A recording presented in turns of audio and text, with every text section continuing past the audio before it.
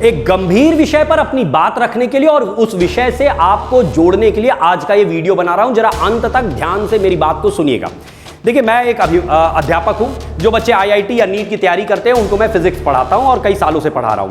और मैं कानपुर का रहने वाला हूं। मेरे घर के आसपास के बहुत से स्कूल हैं जहां के बच्चे मुझसे पढ़ने के लिए आते हैं। आज एक क्लास में बच्चों से ऐसे ही चर्चा होती रही और बच्चों ने बताया कि उनके स्कूल जो है कुछ क्रिश्चियन मिशनरीज चलाते हैं और उनके यहाँ रोज असेंबली होती है। असेंबली में उन्हें बाइबिल सुनाई जाती है और बच्चों को हाथ ऐसे बांध के सर झुका के यूं वहां पे लगातार खड़े रहना होता है। मैंने उनसे पूछा कि आप लोग ऐसा मतलब आप इसका विरोध क्यों नहीं करते? बोला कि सर हम कैसे विरोध कर सकते हैं, हम विरोध करेंगे तो स्कूल से निकाल दिए जाएंगे। अब मैं सबसे पहले तो ऐसे जो क्रिश्चियन मिशनरीज हैं उनसे 2 सवाल करना चाहता हूं। पहली चीज, आपको ये जो जमीन सरकार की तरफ से दी गई है, ये जमीन किस लिए दी गई है? भारत में ये जो जमीन आपको दी जाती है किस लिए दी गई है? क्या आपको वहां पे विद्यादान के लिए, पढ़ाने के लिए, इसलिए आपको वहां पे जमीन दी गई है, या फिर आपको ये जमीन इसलिए दी गई कि आप अपना मजहबी एजेंडा ला सकें?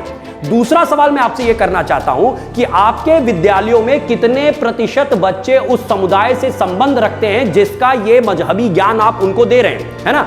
कितने प्रतिशत बच्चे? 1% बच्चा, आधा प्रतिशत, 1/4% बच्चे जो हैं आपके स्कूल के वो उस मजहब के हैं जिसका ज्ञान आप उनको दे रहे हैं। एक बात जरा समझिए, मैं सभी जो भी लोग सुन रहे हैं मैं उनसे भी बातें रखना चाह रहा हूं। जरा ध्यान से मेरी बात को समझिए। हमें जो जैसे कि मदरसे हैं, हमें मदरसों से आपत्ति नहीं होगी इस विषय को लेकर के, क्योंकि भाई उनके यहां पहले से घोषित है कि वो एक विशेष मजहब का ज्ञान देने के लिए संस्थाएं खोली गई हैं, ठीक है? और उनके यहां 99% नहीं 100% उसी समुदाय के बच्चे हैं। तो वो जो कर रहे हैं, भाई भारत धर्मनिरपेक्ष राष्ट्र है, उन्हें करने का अधिकार है। लेकिन आप अगर ऐसा करना चाहते हैं तो या तो पहले घोषित करिए कि आप वहां पे विद्यादान के लिए नहीं है, physics, chemistry, math, bio, social science ये पढ़ाने के लिए नहीं, अपना मजहबी एजेंडा लादने के लिए स्कूल खोले हुए हैं। मतलब स्कूल की आड़ में आप अपना एजेंडा चला रहे हैं, है ना? तो आप सभी को, मैं जो भी सुन रहे हैं उन सभी को जागरूक करने का प्रयास कर रहा हूं। और एक बात,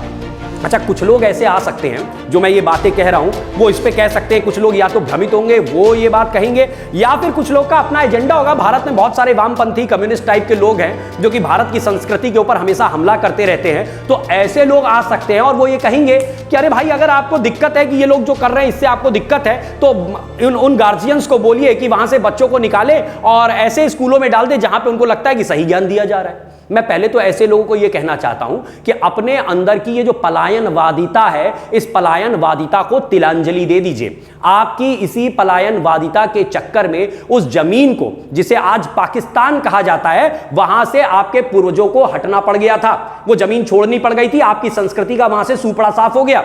इसी तरीके से जिस जमीन को आज बांग्लादेश कहा जाता है, वहां भी कभी आपकी संस्कृति हुआ करती थी, वो भी समाप्त हो गई।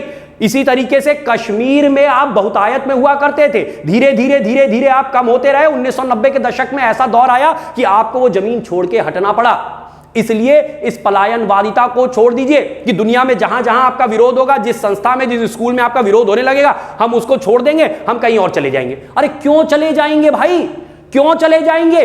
और कौन ये राय दे रहा है? जो ये राय दे रहा है वो ये राय क्यों दे रहा है? भारतवर्ष की 1-1 इंच जमीन पर भारत के नागरिकों का पूरा अधिकार है।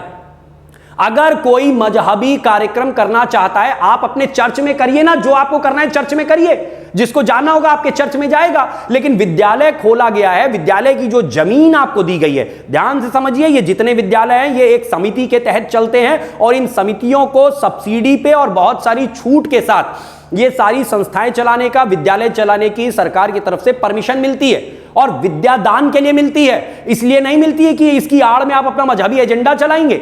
या तो आप घोषित करिए, जैसे मदरसे घोषित करते हैं वैसे आप भी घोषित करिए कि हम भैया यहाँ फिजिक्स, केमिस्ट्री, मैथ, बायो नहीं पढ़ा रहे हैं, हम तो यहाँ पे बच्चों को, हमने एक फैक्ट्री खोल रखी है और बच्चों को यहाँ से क्रिश्चियन बना बना के बाहर निकालेंगे। आप ऐसी घोषणा करिए। और यदि आप ऐसी घोषणा नहीं करते हैं तो हम आपके इस कुकृत्य का विरोध करते हैं। अच्छा, एक और बात, मैंने बच्चों से पूछा कि ये बताओ कि क्या तुम्हारे स्कूल में कभी मां सरस्वती की वंदना होती है? मतलब या कुंदेन्दु तुषार हार धवला या हे हंस वाहिनी ज्ञानदायिनी, इस टाइप की कोई वंदना तुम्हारे यहाँ कभी होती है? नहीं जाता तो क्या वसंत पंचमी पे कोई पूजा वगैरह होती है? कि नहीं सर, ये सब हमारे यहाँ नहीं होता है।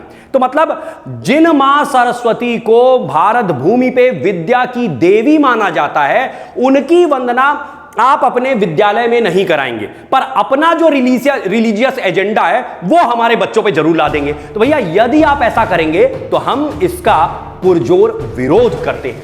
मैंने आज योगी जी को यह ट्वीट किया है ना। आप सभी से भी निवेदन करता हूं, मैंने योगी जी को लिखा, पूरी बात बताई और उनको कहा कि इसके ऊपर आप जो ये जबरन लादे जा रहे हैं कृत्य हैं, इनको आप तुरंत बंद कराएं। मैं आप सभी से भी कहना चाहूंगा, सोशल मीडिया की और अपनी ताकत को आज पहचानिए। अभी हाल की बात है, लाल सिंह चड्ढा आई है ना, इस फिल्म का पूरे सनातनी समाज ने मिलके विरोध किया, बायकॉट किया, पूरी पीआर टीम लगा दी, आमिर खान ने पूरी ताकत झोंक दी, लेकिन बावजूद इसके वो फिल्म को भारत में नहीं चला पाए। करीना कपूर जो पहले ये कह रही थी, किसने आपको फोर्स किया है कि आप हमारी फिल्म देखने जाएं, हाँ मत जाइए, तो जनता ने भी कह दिया नहीं जाते हैं, और स्थिति ये हो गई कि वो फिल्म आज घुटनों पे आ गई है ना। तो इसलिए आप सभी से कहना चाहूंगा, अपनी ताकत को पहचानिए। इस वीडियो को ध्यान से सुना होगा यदि आपने, तो आपको मेरा संदेश मिला होगा। अब इस संदेश को आगे बढ़ाने की जिम्मेदारी आपके कंधों पे है। आपके मोबाइल में जितने भी नंबर हैं, आपके परिचित जितने भी लोग हैं, उन तक इस बात को पहुंचाइए, उनको जागरूक करिए, उनको एकजुट करिए और उनको भी कहिए कि वो इसको आगे बढ़ाएं। अपनी ताकत को पहचानिए, एकजुट हो जाइए, पलायन नहीं करेंगे।